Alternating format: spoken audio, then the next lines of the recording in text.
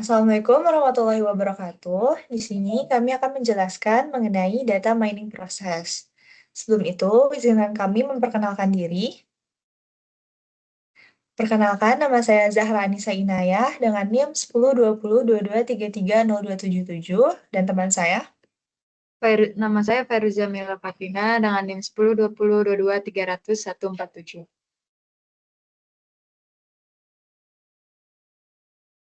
Business Understanding. Boleh di next? Oke, yang pertama di sini ada define business objective. Jadi kita sudah menentukan identify goals dan juga spesifik objektifnya. Untuk identify goals-nya, itu menganalisis indikator ekonomi, sosial, dan lingkungan lintas negara untuk memahami ketimpangan pertumbuhan dan kesejahteraan masyarakat secara global. Untuk spesifik objektifnya, itu mengkaji hubungan GDP, inflasi, pendidikan, dan kesehatan untuk mendukung kebijakan peningkatan kualitas hidup. Kemudian ada assess current situation, yaitu untuk menganalisis kondisi sosial dan ekonomi negara berdasarkan indikator seperti GDP, tingkat pengangguran, inflasi, pajak, populasi, pendidikan, dan harapan hidup. Nah, perbandingan antar negara ini tuh membantu mengidentifikasi pola pembangunan, tantangan, dan peluang di berbagai wilayah.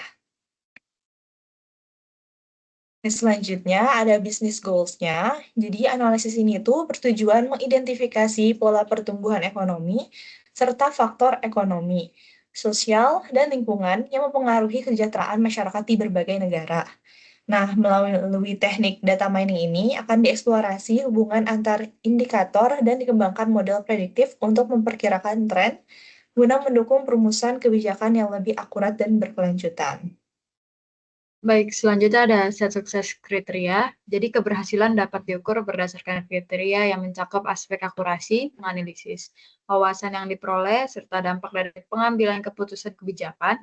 Analisis data ini bertujuan untuk mempengaruhi pertumbuhan ekonomi dan dengan data kurang lebih dari 50 negara, analisis ini diharapkan memberikan wawasan komprehensif untuk mendukung kebijakan sosial dan ekonomi yang lebih inklusif dan akurat. Selanjutnya ada plan project. Di sini ada satu kriterianya, yaitu analisis ini memakai beberapa kriteria keberhasilan untuk memastikan analisis data yang relevan. Analisis ini harus mampu mengidentifikasi minimal 5 faktor utama yang berpengaruh terhadap pertumbuhan ekonomi dan kesejahteraan masyarakat, serta dapat dipercaya dengan membandingkan hasilnya. Hasil analisis dapat memberikan 3 rekomendasi kebijakan berbasis data dapat digunakan dalam pengambilan keputusan.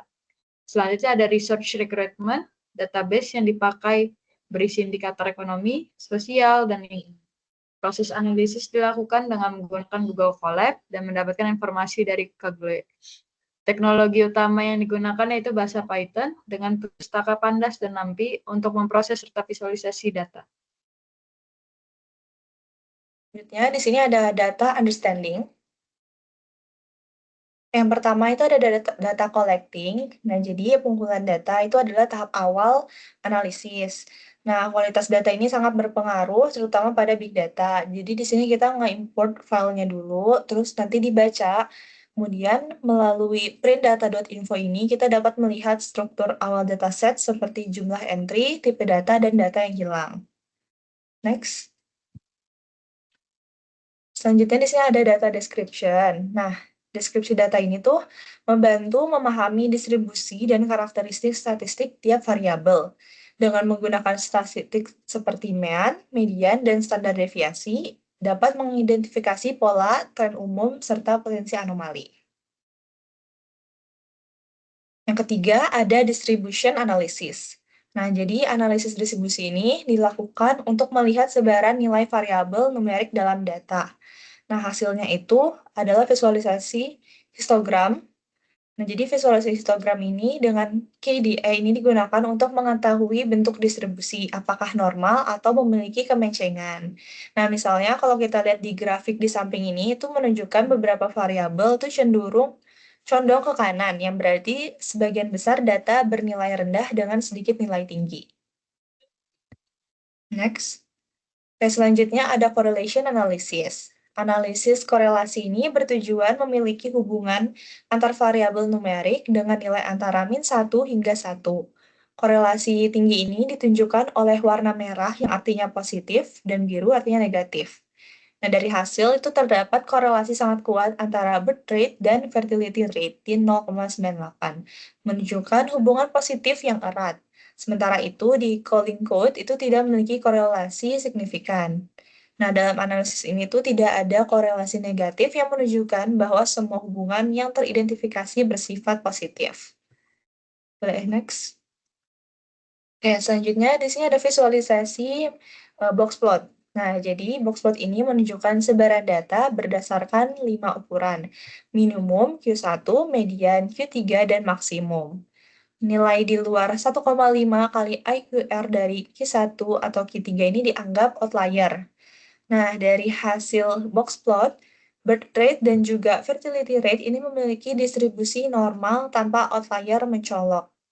Sementara itu, untuk calling code itu menunjukkan beberapa outlier yang menandakan perbedaan nilai antar negara. Boleh di next? Nah, selanjutnya di sini ada visualisasi scatter plot matrix. Nah, scatter plot matrix ini digunakan untuk melihat hubungan antar variabel dalam bentuk grid scatter plot. Nah, hasilnya ini menunjukkan korelasi positif kuat antara birth rate dan juga fertility rate terlihat dari pola sebaran yang membentuk garis. Sebaliknya, untuk calling code itu tidak menunjukkan pola jelas. Itu menandakan tidak ada hubungan signifikan dengan variabel lain. Oke, selanjutnya di sini tuh ada data quality assessment. Nah, yang pertama itu ada accuracy. Jadi, akurasi data ini untuk menunjukkan seberapa sesuai data dengan kondisi nyata. Nah, data yang tidak akurat itu seperti outlier atau inkonsistensi itu bisa mempengaruhi hasil analisisnya. Nah, kemudian visualisasi box plot ini digunakan untuk mendeteksi outlier yang bisa jadi kesalahan input atau variasi yang tidak wajar. Next, yang kedua, di sini ada completeness. Nah, kelengkapan data ini tuh menunjukkan apakah setiap variabel memiliki nilai yang lengkap. Kemudian untuk missing values-nya itu dapat mengurangi keakuratan analisis. Nah, jadi dalam dataset ini itu beberapa variabel memiliki nilai hilang yang cukup banyak, seperti minimum wage, terus armed force size, GDP, hingga CPI. Jadi jika variabel-variabel ini penting, nilai hilang itu perlu ditangani dengan penghapusan atau metode prediktif untuk menjaga keakuratan analisis. Next. Oke, selanjutnya di sini ada konsistensi. Nah, konsistensi data ini memastikan tidak ada kontradiksi antar variabel dalam dataset. Nah, analisis ini dilakukan dengan memeriksa tipe data dan menghapus duplikat. Nah, kalau misalkan ketidakkonsistensian itu dapat muncul dalam bentuk konflik antar variabel, hubungan yang tidak logis, atau format data yang tidak sesuai. Jika dibiarkan, hal ini dapat menyebabkan kesimpulan yang keliru dalam analisis. Oke, selanjutnya di sini ada timeliness. Nah, ini adalah ketepatan waktu. Jadi, ketepatan waktu data ini penting untuk menjaga relevansi analisis. Jika datanya sudah lama, itu disarankan menggunakan sumber terbaru atau menggabungkan dengan data dari IMF atau World Bank atau UNDP. Selanjutnya di sini ada uniqueness, yaitu keunikan data. Jadi keunikan data itu dicek dengan memastikan tiap negara tidak duplikat. Untuk pendekatan multidimensi yang mencakup ekonomi, sosial, pendidikan, dan kesehatan itu membuat analisis lebih komprehensif dan relevan. Baik, selanjutnya di sini ada data preparation. Pertama ada data cleaning. Data cleaning yang berarti menemukan nilai yang hilang di kolom penting. Kita di sini menggunakan teknik remove duplikat, yaitu tidak ada yang di-remove karena data tidak terduplikat. Kedua ada correct inconsistent, yaitu standarisasi data agar teratur. Nah, di sini ada hasilnya. Jadi setelah melakukan data cleaning ini, dataset lebih terstruktur dan siap untuk tahap analisis selanjutnya. Format nama kolom sudah diperbaiki dengan menghapus karakter tidak diperlukan. Lalu tipe data juga disesuaikan, terutama dalam nilai numerik yang awalnya berbentuk string. Missing value sudah diperbaiki dengan imputasi menggunakan median dan mode yang sesuai. Nah, selanjutnya di sini ada teknik data cleaning. Di sini aku pakai handle missing values. Terus remove duplicate and correct inconsistent. Di sini ada before-nya dan after-nya itu jumlah duplikat setelah perbaikan adalah 0. Kedua ada data integration, yaitu data integration yang berarti merge dataset menggunakan data dari berbagai sumber menjadi satu dataset. Yang kedua ada resolve redundancies, menghapus data duplikat yang ada saat penggabungan beberapa dataset. Di sini ada studi case, yaitu dalam analisis ekonomi global, sering diperlukan penggabungan beberapa dataset untuk mendapat wawasan yang lebih dalam. Misalnya, case yang kami ambil yaitu ingin menganalisis hubungan antara tingkat inflasi suatu negara dengan ekonomi seperti GDP dan tingkat pengangguran. Oleh karena itu, kami menggabungkan dataset pertama yang berisi berbagai indikator ekonomi dan sosial untuk setiap negara dan dataset kedua yang berisi data tingkat inflasi dari berbagai negara. Jadi di sini kita ada output-nya. Next ada data reducing, yaitu memiliki arti teknik untuk mengurangi jumlah fitur sambil mempertahankan informasi penting.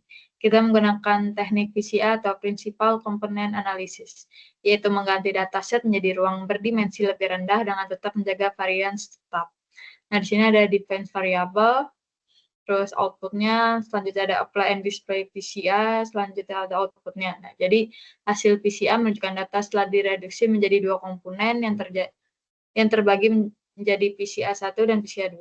PCA1 memiliki varian yang lebih besar dibandingkan PC2, menunjukkan bahwa PC1 berisi sebagian informasi dalam data. Nilai positif dan negatif pada masing-masing mencerminkan data asli dimasukkan ke dalam ruang baru dengan dimensi lebih sedikit. Selanjutnya ada data transformation, merupakan tahap penting dalam menyiapkan data yang melibatkan konversi data belum jadi menjadi format yang sesuai untuk analisis. Tujuan dari tahap ini untuk mengubah data menjadi format yang tepat. Encoding categorical variables berfungsi untuk mengubah data kategori menjadi format numerik untuk analisis. Menggunakan 5 teknik, ada yang pertama ada one-hot encoding, membuat kolom biner untuk setiap kategori. Kedua ada label encoding, memberikan angka unik untuk setiap kategori. Ketiga ada feature scaling, melakukan normalisasi pada fitur numerik agar berada dalam skala yang sama. Keempat ada min-max scaling, merubah nilai ke dalam rentang antara 0 dan 1. Yang terakhir ada z-score normalization, mengubah nilai berdasarkan rata-rata dan deviasi standar ya. Berikut adalah teknik data transformation-nya dan hasilnya.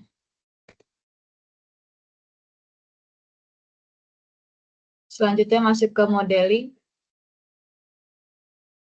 Modeling teknik.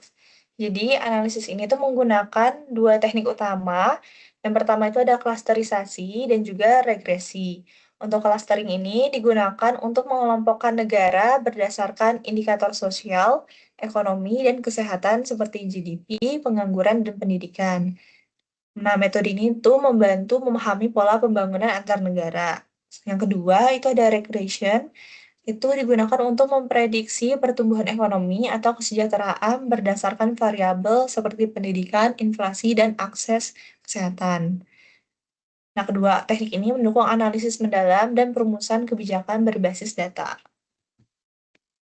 Selanjutnya, alasan memilih model ini yaitu pertama, pemilihan model klasterisasi dan regresi dalam analisis ini menurut kami sangat tepat karena masing-masing teknik berikut memiliki fungsi yang saling melengkapi sesuai dengan tujuan utama analisis ini, yaitu dapat memahami pola antar negara dan memprediksi variabel. Yang alasannya itu pertama, klasterisasi.